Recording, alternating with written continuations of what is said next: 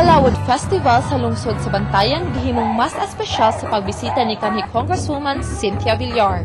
Giubanan sa Managing Director sa Villar Foundation ang mga Bantayanon sa pagsaulog sa tinuig nga kapistahan ni San Pedro ug San Pablo. Gawa sa pagsaksi sa selebrasyon, wala kalimti ni Mrs. Hanip Buhay ang pagdasig sa mga Bantayanon nga mas sinusgan pa ang panginabuhian pinaagi sa agrikultura ug turismo.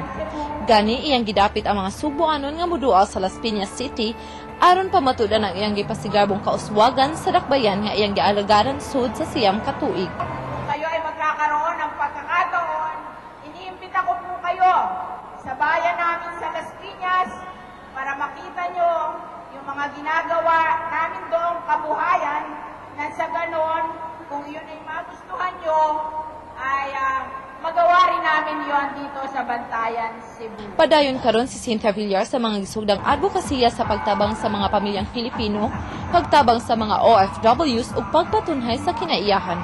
May nakahanay na pod nga plano ang Villar Foundation sa pagtabang sa mga Subuanong mang-uuma. We'll do one in our subdivision, yung composting of kitchen waste para maipabigay. Tapos pamimigay namin yun sa farmers.